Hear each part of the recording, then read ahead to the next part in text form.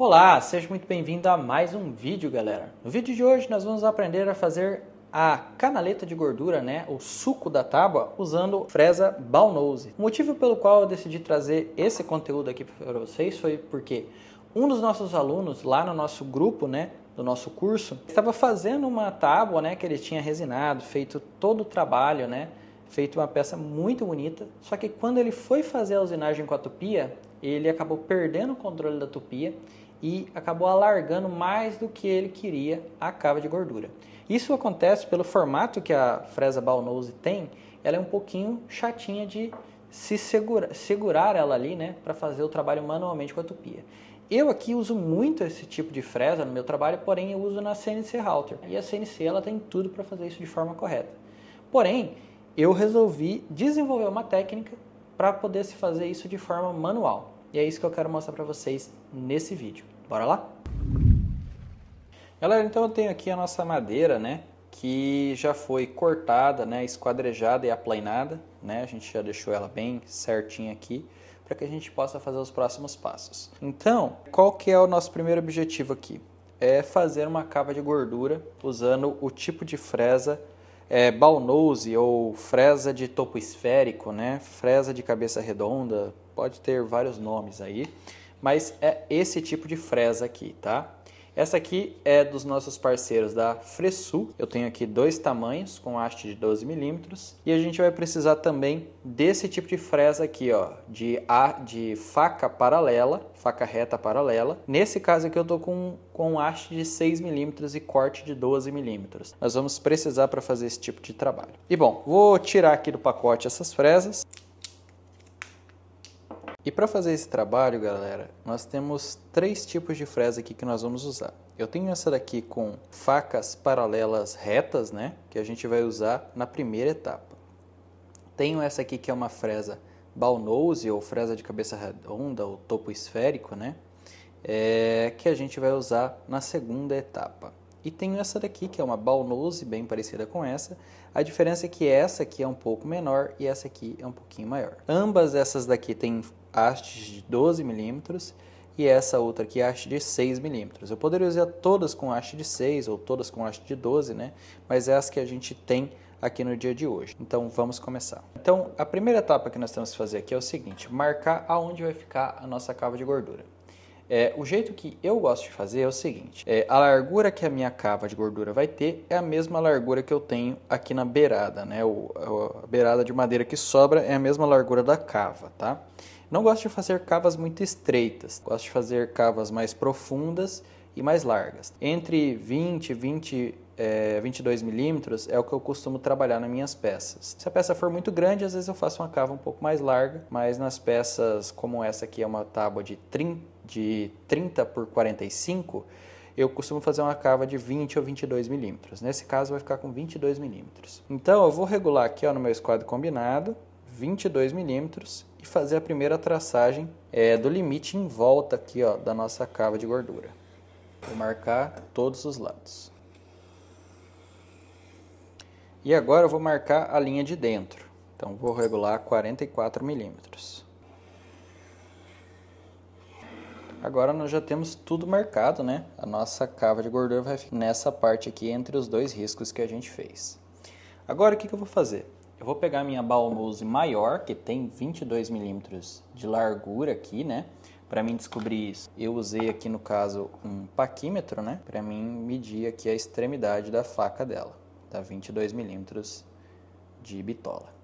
Então agora eu vou equipar ela na minha tupia. Lembrando, galera, na hora de mexer com fresa, trocar fresa, deixe fora da tomada a ferramenta. Para a gente fazer esse trabalho, nós vamos precisar também dessa guia lateral que a tupia tem, tá? Se você está usando uma tupia laminadora, calma, tudo que eu vou mostrar aqui é possível fazer com ela porque ela tem uma guia exatamente como essa. A única coisa que eu fiz com a minha guia aqui foi que eu parafusei um pedacinho de MDF aqui, essa faixinha, para mim evitar essa parte aqui, dela que é cortada. Porque senão, em uma etapa aqui que a gente estivesse fazendo um movimento, quando a gente se aproximasse aqui da borda com esse corte, ela ia querer fazer isso aqui, Com esse MDF, não vai dar, entendeu? Eu consigo vir no movimento retinho aqui, parar onde eu quero e voltar. Se você tentar fazer sem colocar uma barrinha de MDF aqui, ou qualquer coisa reta, que passe reto aqui, ó, vai dar problema na hora que você chegar aqui no canto, porque a tupia vai, às vezes no descuido, querer fazer isso aqui. E aí já cagou o seu projeto, tá bom? Então, é necessário que você pegue, seja da tupia laminadora ou da tupia de coluna, e coloque um pedacinho de madeira assim. Então agora, ó, nós vamos fazer a regulagem da nossa guia lateral. Eu vou colocar ela aqui na tupia. E nós vamos baixar aqui, ó, a tupia até ela encostar lá na madeira. A gente vai centralizar essa fresa nos dois riscos que a gente fez, tá?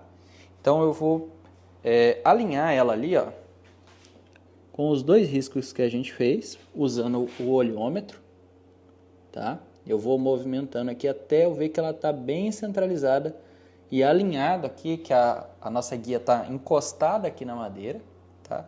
Até eu ver que está certinho, tá? Por isso eu já comecei colocando a fresa mais larga, que não é a primeira fresa que a gente vai usar. Mas eu já coloquei ela aqui, porque o centro dela é o centro que vai valer para as outras fresas que a gente vai usar. Então agora, ó, já achei o centro, tá bem certinho. Eu vou travar aqui, ó, o manípulo da tupia. E agora eu vou trocar a fresa. Vou usar primeiro a fresa que tem duas facas paralelas, né, que é mais estreita do que a nossa ball nose menor, né? Então eu vou começar por essa daqui, que é uma fresa de corte de 12 milímetros. Agora eu vou posicionar aqui, ó, a nossa peça no canto aqui da nossa mesa, porque eu vou precisar usar grampos para segurar ela para a gente poder fazer as usinagens, tá? Uma coisa muito importante é, para você fazer esse tipo de trabalho, a sua peça estar parada, presa, para que você possa fazer com segurança e precisão, tá? Você pode usar, como eu estou mostrando aqui, a técnica de usar grampos, tá? Fazer por partes a usinagem, né? Como a gente vai fazer aqui. E você pode usar também a técnica que eu já usei em outro vídeo aqui do canal, no qual eu estava fazendo também a cava de gordura. E lá no caso, para prender na bancada, eu usei a técnica de usar uma sapata dessas de silicone, que eu coloco no acabamento das minhas tábuas, um parafuso e uma arruela flangeada por cima, né? Essa é uma técnica que eu já mostrei várias vezes aqui no canal, e a gente consegue prender a peça, né, para ela ficar paradinha para a gente fazer o serviço. Porém, neste caso, eu vou optar por usar os grampos, tá? Para mostrar que também é possível fazer de outras formas. Então, ó, vou usar esses dois grampos aqui para prender muito bem a nossa peça aqui, para ela ficar parada enquanto a gente faz a nossa usinagem. Nós vamos começar rasgando primeiro este lado, tá? Então, já prendi ela aqui, é um jeito que eu consigo usinar esse primeiro lado aqui. E para que vocês entendam aqui, eu fiz um desenho para tentar passar a ideia do que nós vamos fazer. Na nossa usinagem, nós vamos fazer um primeiro passe, que é com a fresa de haste paralela, no centro do ball nose que a gente quer fazer aqui, né? Da cava arredondada que a gente quer fazer. Então, nós vamos fazer um primeiro passe com a fresa reta até chegar no limite aqui de profundidade, sem afetar o quanto a fresa arredonda. Depois, nós vamos vir com a ball nose menor, que é esse risco que está aqui, e rasgar de forma arredondada a madeira, tá? E por último, nós vamos vir com a ball nose maior e fazer o último passe, terminando de chegar na bitola que a gente quer. E eu sei que muita gente pode pensar, por que eu não vou direto com essa daqui, já faço tudo de uma vez, não fico trocando de fresa? As fresas ball noses, elas, pelo formato que elas têm, creio que é isso, elas tendem a querer tomar da mão da gente. Então, tentar usinar muita madeira com ela, e até quantidades até vão normais, vamos se dizer assim, sem ter tirado um pouco de material, costuma gerar erros, porque ela tenta sair da posição que a gente quer. Creio que isso tem a ver com o formato da lâmina que ela tem, ela é um pouquinho chatinha de trabalhar. Mas dessa forma, nós vamos conseguir fazer o trabalho com tranquilidade. Então, nós começamos tirando o miolo aqui com a fresa de haste paralela, depois nós viemos com a ball nose menor e com a ball nose final, que a gente vai tirar o restante que a gente quer, tá? Dessa forma, vai dar certo aqui o nosso trabalho. Galera, agora eu vou regular a profundidade, né? Eu já peguei aqui o desenho com o formato das fresas, né? A medida dos formatos das fresas. E eu vou regular aqui a profundidade máxima que a fresa de topo paralelo vai entrar, tá? Então já regulei, vou regular aqui, né? Através do batente aqui, ó, da própria tupia, né? Baixei ela até o máximo que eu quero que ela entre.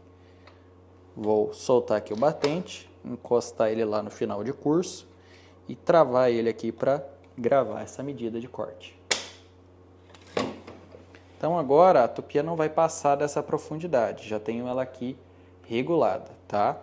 Então agora é só a gente colocar a máquina na tomada, os EPIs e fazer essa usinagem. Nós vamos fazer em todos os lados aqui essa usinagem, tá?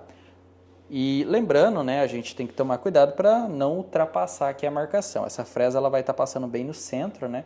E é óbvio que a gente não pode ultrapassar aqui a marcação final que a gente quer. Notem que eu vim aqui até um pouco menos que a metade do vão que eu tenho aqui, né, que vem desse lado. Então, tentem não fazer a esquina certinha aqui no limite e, claro, não passar aqui do risco que você fez, nem se aproximar demais dele, porque senão depois no final não vai dar certo. Então, vocês podem vir no máximo até próximo da metade aqui, ó, dos dois riscos que vocês fizeram, tá?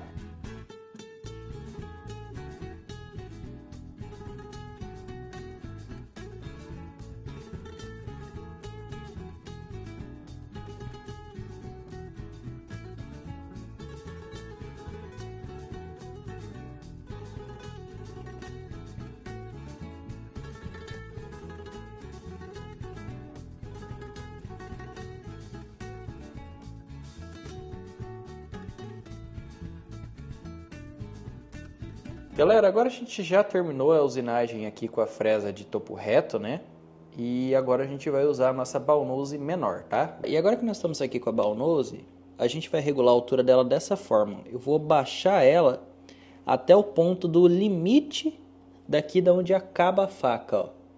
Esse cantinho dela aqui, eu vou baixar ela até esse nível e vou travar o batente aqui que limita a nossa altura. Travei, né, já fazendo a regulagem que eu queria, agora ela não vai passar desse nível de profundidade. E agora nós vamos repetir o processo de passar aqui onde a gente já fez esse primeiro rasgo, tá? Lembrando, não é porque a gente já tirou esse miolo aqui que eu vou entrar com tudo a fresa e vou sair tirando muito material. Eu vou devagar aqui, tirando pouco a pouco, porque como eu já disse para vocês, a fresa ball-nose, pelo formato que ela tende a querer puxar do movimento que a gente está fazendo. Então, é bom não tentar tirar muito material de uma vez só com ela. É bom a gente fazer passadas graduais. Outra dica que eu deixo para vocês, tanto no trabalho com a fresa ball-nose como com qualquer outra, busque trabalhar no sentido anti-horário, tá? Então, no sentido também que você afasta a ferramenta de você. Então, no sentido anti-horário aqui, ó, eu empurro a ferramenta para lá, para frente. Então eu estou afastando ela do meu corpo e não trazendo ela para o lado do meu corpo, tá bom? Pelo sentido de rotação da máquina, ela tende a trabalhar com mais controle no sentido anti-horário, tá bom? E outra dica é o seguinte, você fez o mergulho para fazer uma passagem, você passa, tá? E não volta, tipo assim, ó, eu fiz um rasgo, eu não vou voltar com a fresa naquela mesma altura e depois ir de novo. Eu vou erguer a ferramenta, a máquina, né? No caso da tupia de coluna, a gente solta a trava aqui, ela sobe, né? E aí eu volto para o outro lado, mergulho ela de novo e vou até o outro lado.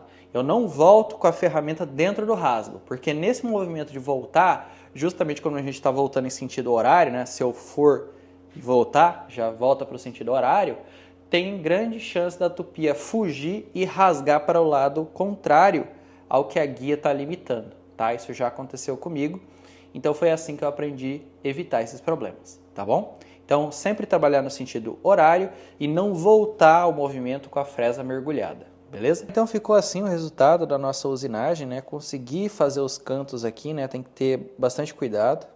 E eu sugiro, né, que se você nunca fez uma usinagem dessa com fresa ball-nose, você pega uma madeira que não tenha qualquer valor, que você possa testar. Faça o teste, aprenda, veja como é que é e depois sim você pega uma peça, por exemplo, que você fez aqui, uma peça híbrida com resina, né?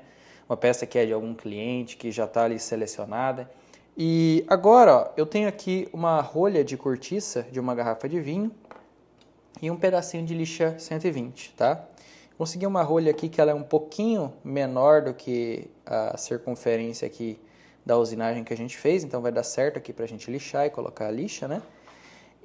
Mas poderia ser feito também com um pedacinho de madeira arredondado, né? Você poderia arredondar um taquinho de madeira e usar ele como apoio para sua lixa. E nós vamos usar ele aqui lixando, apesar que ficou muito bom aqui, mas em algum lugar ou outro aqui pode ter alguma marquinha ainda da ferramenta, então a gente lixa, tá? E vamos aproveitar para quebrar essas quinas aqui, ó, que podem ter ficado um pouco afiada, na verdade ficou bem afiado isso aqui, né? E quando a pessoa, o cliente, né, o dono dessa tábua for usar ela, corre o risco de ele limpar aqui a cava e às vezes cortar aqui nessa beirada que vai ficar bem afiada. Então a gente passa a lixa para quebrar qualquer quina afiada que ficou aqui. Agora já fizemos o lixamento, né? Ficou bem bom aqui, já não tem mais nenhuma marca de ferramenta aqui. E agora eu vou fazer um efeito aqui que quem acompanha o nosso trabalho há um bom tempo já deve ter visto, né? A gente chama de efeito raio, né? Parece, né? É uma ideia que a gente tentou retratar, se eu não me engano, aquele efeito que o pessoal faz colocando um polo positivo e negativo de energia na madeira, né? E vai molhando, e vai dando aqueles raios na madeira, né? Vai propagando a energia, queimando a madeira e formando aqueles desenhos. Como aqui a gente tinha CNC, né? E eu não gosto muito de inventar moda com eletricidade, apesar que algumas pessoas já me explicaram que aquilo não é tão perigoso quanto parece, né? Eu resolvi, na época, fazer esse efeito na CNC. E depois a gente acabou inventando uma arte que fica um pouco diferente, mas os clientes gostaram. E eu olhei para essa peça, como ela acaba não tendo nenhum detalhe assim muito chamativo, eu vou fazer esse efeito nela, né? E vocês vão acompanhar aí como é essa usinagem que a gente vai fazer aqui na CNC para depois colocar a resina, né? E aí sim aparecer um detalhe artístico bacana nessa peça.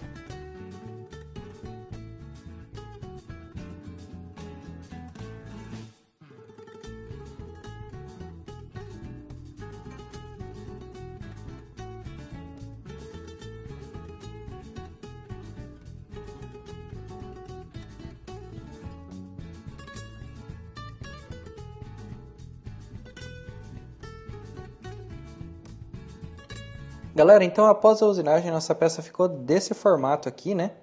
E agora, para até se aproximar um pouco do efeito, se eu não me engano é Lindenberg, né, que chama, a gente vai queimar aqui usando um maçarico, né, para escurecer um pouco a madeira aqui e dar aquele detalhe que se aproxima lá do efeito que o pessoal faz com o choque, tá? Então eu vou usar um maçarico culinário para isso. E agora com o maçarico a gente vai queimando, escurecendo aqui dentro do entalhe que a gente fez. Eu não quero escurecer dentro da cava de gordura ali, tomar cuidado. A gente vê que dá um detalhe bacana aqui para nossa peça. Galera, e agora nós vamos usar cola instantânea para colar a moedinha, né, que tem a nossa marca, tá? Então nós vamos colocar aqui a cola instantânea e segurar aqui por alguns segundos até fixar aqui a nossa moedinha. Agora a gente vai conferir o nível aqui, se a nossa peça está certinha, está nivelada, tá? É importante a gente ver isso antes de aplicar a resina epóxi. A que a gente vai usar hoje é a resina de baixa viscosidade da Ohana com o catalisador Clear 2.0, tá? Ele faz até 5 mm de espessura. Para esse tipo de aplicação que a gente vai fazer aqui, ele é ideal. Então, vamos preparar aqui. Eu vou pesar 30 de resina e 15 de catalisador. A mistura dele é 1 para 50. A quantidade que for de resina, metade vai de catalisador. Misturei por mais ou menos uns 3 minutos, tá? Eu gosto de fazer dessa forma para garantir que tudo esteja bem dissolvido aqui. E agora com o pincel eu vou aplicar ela aqui na nossa cava de gordura. Galera, agora o restante da resina eu vou pigmentar de azul aqui para a gente fazer o detalhe dos raios. Eu vou jogar ele aqui por sobre a peça e com o palito aqui eu vou espalhando ele para dentro das fissuras que a gente fez.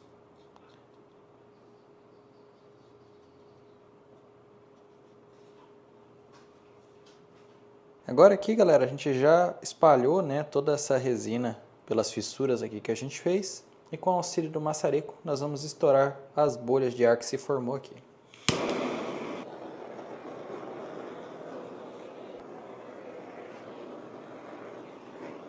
Agora a nossa peça aqui ó, já está seca, né? Depois de 24 horas da nossa aplicação de resina. Agora a gente tem que lixar isso aqui para tirar toda essa meleca que se formou aqui em cima durante a aplicação, tá? Então nós vamos começar esse lixamento lixando todas as faces aqui até que tudo fique bem lisinho e polido. Agora a nossa tábua já está lixada, né? Nós lixamos ela aqui até o grão 3000 na superfície, né? Aqui nas laterais eu lixei até as 600, nas laterais e na parte de baixo, tá? Fiz dessa forma porque na madeira, né, por mais que a gente lixe com lixas muito finas, ela estando assim linheira e não sendo uma madeira tão dura, acaba que não gera muita diferença, né? Só aqui na parte de cima, que eu resolvi lixar até o grão 3000 porque a gente tinha a parte com resina, tá? E agora nós vamos instalar aqui ó, as sapatas de silicone, são esses pezinhos, tá?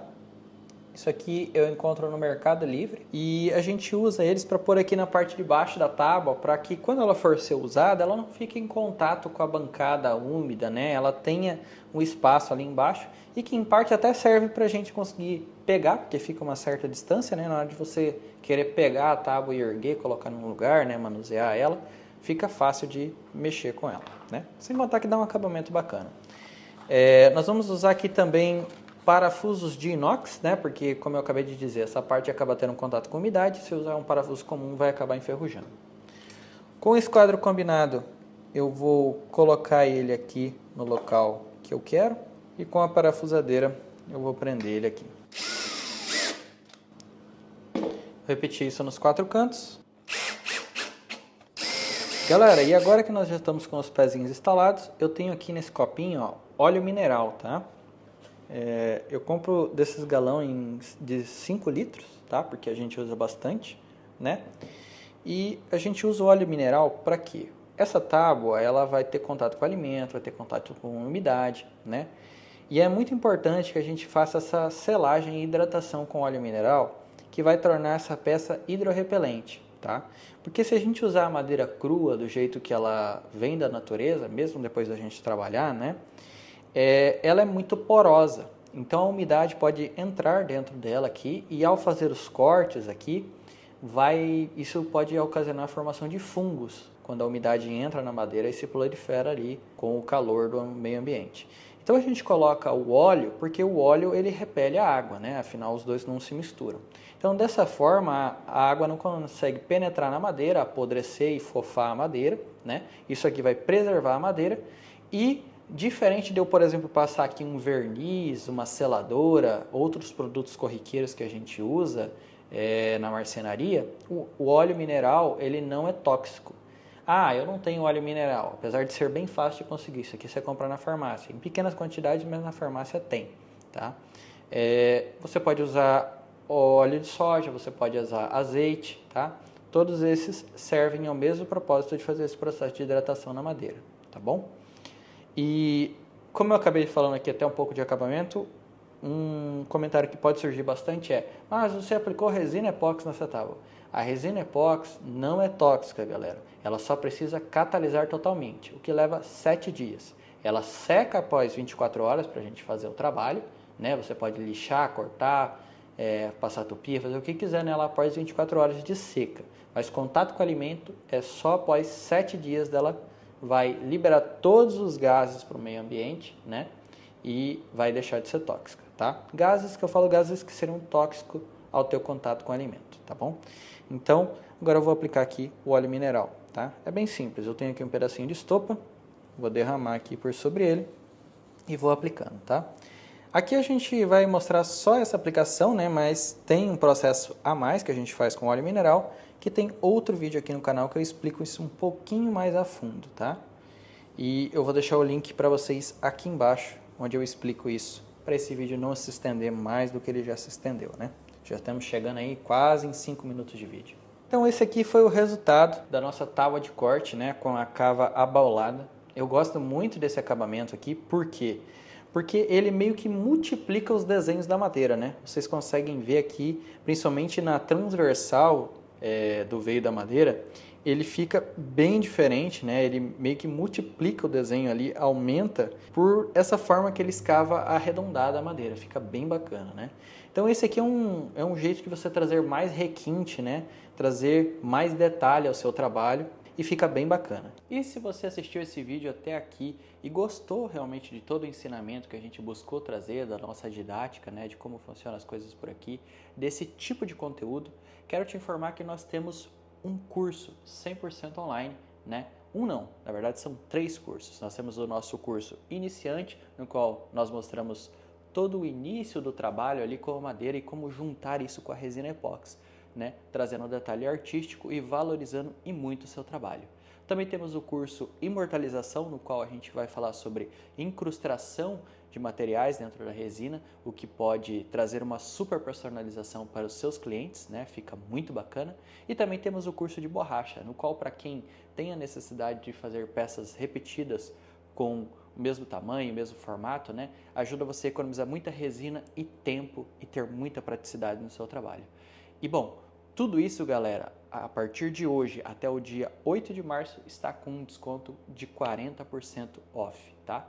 Então, eu vou deixar o link fixado aqui no primeiro comentário aqui embaixo e também na descrição do vídeo. Isso só para quem assistiu até o final e viu esse pós-crédito, tá? No mais, eu só agradeço você que ficou até aqui, tá?